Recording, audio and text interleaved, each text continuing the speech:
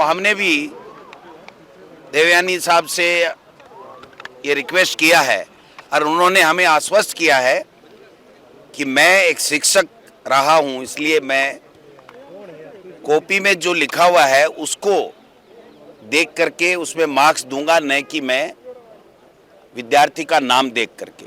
तो मैं समझता हूं कि ये बहुत अच्छी बात उन्होंने कही है और हमें पूरा विश्वास है। हम उनको पुनः शुभकामनाएं देते हैं और हम आशा करते हैं कि वो अपने कर्तव्यों के निर्वहन को भलीभांति तरीके से विपक्ष को बराबर अवसर दे करके उसको कर्तव्यों का निर्वहन करेंगे। ये तो उल्टे काम करेंगे भैया। हाँ, उल्टे काम तो इनसे, इनकी बीजेपी से और केंद्र सरकार से होने ही नहीं।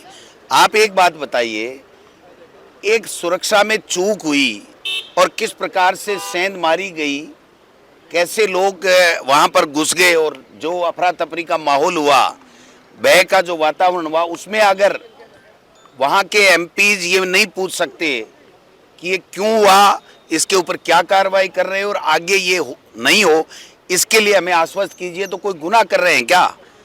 अब इसके बावजूद इनको तो देखो राहुल गांधी दिख रहा है। राहुल गांधी से इतने भयग्रस्त हैं ये लोग बाग कि आने वाले समय में आप देखना इनकी उल्टी गिनती शुरू हो गई है। ये तानाशाह सरकार के रूप में काम कर रहे हैं। ये जितने भी परंपराएं हैं उनको तोड़ने का काम कर रहे हैं। नई संसद में जिस प्रकार का ये जो वाकया हुआ, दुर्घटना घटी, अगर उसके ऊपर हमारे वहाँ के एमपीज सवाल नहीं उठा सकते, पूछ नहीं सकते, अपनी सुरक्षा की मांग नहीं कर सकते, तो फिर लोकतंत्र कहाँ रह गया? आप बताइए, प्रजातंत्र कहाँ रह गया? बोलने का अवसर खत्म कर दिया। इससे ज़्यादा कोई बात नहीं हो सकती। 142-43 एमपीज को बाहर निकालना, पीछे से बिल लाना, उन बिल को पारित कराना, ये लोकतंत्र का एक तरीके से मजाक है। हम सब लोग इसका पुरजोर विरोध कर रहे हैं। आज हमारे तमाम जिला कांग्रेस कमेटियों की तरफ से हमने इनका विरोध प्रदर्शन किया है कि इस प्रजातंत्र को आप खत्म ना करें, लोकतंत्र को मजाक ना बनाएं, और जो चुने हुए जनप्रतिनिधि एमपीज हैं, चाहे एमएलएज हैं, और कोई भी सामान्य व्यक्ति भी अगर अपनी बात रखना चाहता है तो उसको पूरा अवसर प्रदान करें। ये सब चीज़ें होनी चाहिए जो अभी नहीं हो रही। कोई भी कानून अपने हाथ में लेता है, कोई भी व्यक्ति इस तरीके की ओछी हरकत अगर करता है कि जूता फेंक रहा है या कोई दूसरी चीज़ फेंक रहा है, तो ये तो निंदनीय है। हो सकता है बीजेपी का कार्यकर्ता या किसका, मैं नहीं कहता इसके ऊपर, क्योंकि मेरे संज्ञान में नहीं है तो मैं किसी के ऊपर आरोप नहीं लगाता। लेकिन जिस किसी ने भी किया होगा ये जूता फेंकने का काम जो आप बता रहे हैं, अगर ऐसा हुआ है तो वो बहुत गलत है, निंदनीय है। हम सब लोग इसकी निंदा करते हैं, क्योंकि ये पवित्र मंदिर है हमारा, और जनता की समस्याओं को उठाने के लिए, उनके समाधान के लिए हमको यहाँ भेजा गया है, और उसी के काम में आना चाहिए। मैंने ये भी कहा कि हाँ पक्ष और ना पक्ष दो एक तरीके से पक्षों को समय का आवंटन हो जाता है, लेकिन उसके बाद में भी बहुत सारे सदस्य ऐसे हैं, या तो अपने दल से एक चुन के आया, या जैसे 8 निर्दलीय चुन के आए, या छोटे दल हैं उनके 3 विधायक चुन करके आए हैं, तो आरएलडी के 1 विधायक चुन के आए, आरएलपी का 1 विधायक चुन के आए, तो उनको उनकी विधानसभा के प्रोपोर्शनेट में सबको समय मिलना चाहिए। अन्यथा क्या होगी कि एक व्यक्ति अपनी बात इस हाउस में कह नहीं पाएगा और वो अन्याय हो जाएगा। इसलिए माननीय अध्यक्ष जी से आज आग्रह किया है और उन्होंने शायद नोट किया, तो मुझे उम्मीद है कि उसको पूरा करेंगे।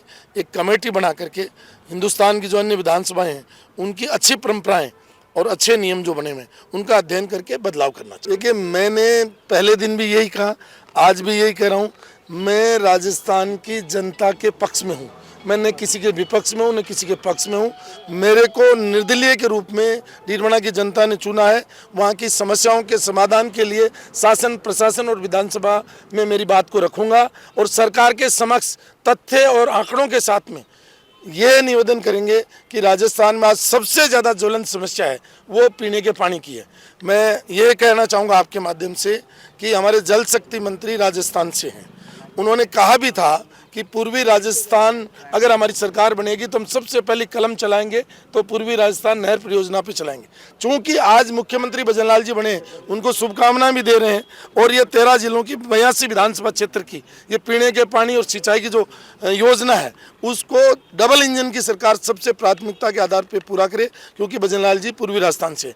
दूसरा, सीकर झुंझुनू नागौर में यमुना का, सीकर झुंझुनू और चूरू में यमुना का पीने का पानी की योजना फाइनल स्टेज पर है, उसको भी अप्रूवल करें। और इंदिरा गांधी नहर परियोजना जो हमारे पीने के पानी की योजना है, जल शक्ति मंत्री जी से, मुख्यमंत्री जी से आग्रह है कि डबल इंजन की सरकार जो विशेष रूप से गंगानगर, हनुमानगढ़, चूरू, नागौर, बीकानेर, जोधपुर, बाड़मेर और जैसलमेर इसमें पीने का पानी जाता है, उस समस्या का स्थायी समाधान करे। और नर्मदा जिसमें हमारा जालौर सिरोही का पानी है, चूंकि माननीय प्रधानमंत्री जी विराज रहे, तो इनको अगर प्रायोरिटी पर लेगी सरकार तो राजस्थान में समाधान होगा। अन्यथा सरकारें आती रहती हैं, जाती रहती हैं, हम भी मंत्री रहे, हमारी भी सरकारें रही, सरकार में रहे, लेकिन जनता की आवश्यकता पीने के पानी की है, उसका समाधान समुचित रूप से और समग्र रूप से हो। ये तो देखिए, मतलब ये तो आप सब लोग देख ही रहे हैं। मेरा तो आग्रह है, क्योंकि अब हम निर्दलीय हैं और हम तो आग्रह ही कर सकते हैं कि राजस्थान की जनता बहुत बेताब है, क्योंकि वो ये खुद ही कहते थे भारतीय जनता पार्टी के सेंट्रल लीडरशिप और स्टेट लीडरशिप ये कुशासन है। जब कुशासन से छुटकारा मिल गया तो उसको रिलीफ भी दीजिए, तो रिलीफ के रास्ते निकालिए। जब आपका कैबिनेट विस्तार होगा, जब भी आगे बात बढ़ेगी, तो हमारा आग्रह है कि जल्दी से जल्दी काम शुरू करे नहीं सरकार। देखिए, ये तो अभी लोकसभा में घटना घटी है और यहाँ भी अगर इस तरीके का हुआ है तो वास्तव में ये घटनाएं क्यों हो रही हैं इसका भी अध्ययन होना चाहिए कि आज हमारा युवा असंतुष्ट क्यों है। तो युवाओं को आज रोजगार नहीं मिल रहा है, युवा बड़ा परेशान है, उसकी परेशानी कैसे दूर हो। खाली भाषणों से तो उनका पेट भरने वाला नहीं। जनसंख्या बढ़ती जा रही है, माननीय प्रधानमंत्री जी कहते हैं कि 35 साल से कम उम्र के 65% लोग हैं, तो उनको रोजगार मिले, ये हमारा आग्रह है। और 2 करोड़ रोजगार देने का माननीय प्रधानमंत्री जी ने वादा किया रखा है, तो उस वादे को पूरा करें जिससे ये घटनाएं बार बार नहीं घटित हो। आज एक ऐतिहासिक दिन है और सबसे बड़ी चीज उस परंपरा का निर्वहन करते हुए सर्वसहमति से पक्ष, विपक्ष, निर्दलीय और तमाम छोटे दलों ने एकजुट होते हुए माननीय स्पीकर साहब को चुना है। और मुझे पूरा भरोसा है माननीय वासुदेव जी, माननीय अध्यक्ष साहब, हम सभी का ध्यान रखेंगे। मैं ये सब नया हाँ, पहली बार आया हाँ। ओ आदरणीय अध्यक्ष जी पेल भी मास्टर रहोड़ा है, अध्यापक रहोड़ा है, माना सभा ना टाबर आलिगड़ा यो समझा है, सीखा है और सदन रे मीना मजबूती मीना माना बात राखण रो एक मौको दे है। ये विश्वास रे बेड़ो उना आप सभा चैनल रे माध्यम मीना खूब खूब बधाई देण छो। देखो मैं तो निर्दलीय हाँ, बीच मीना बैठा हाँ, माना ख्याल उआ रो राखणू है जिका माना ये जगह भेजा है, युवाओं रो राखणू है, गरीब रो राखणू है, किसान रो राखणू है और उमारो मजबूती में ख्याल राख। आने वाले दिन रे मीना में पद यात्रा करने वालों हूँ। आपने बतानी चाहूँ कि 200 किलोमीटर हमारी लंबी विधानसभा है और उवे रे मीना पहले साल रे मीना वे तमाम सेवरी जनता ना जगह निर्दलीय रे माथे भरोसो जतायो उमार ना धन्यवाद देने वास्ते घर घर तक पैदल चलो।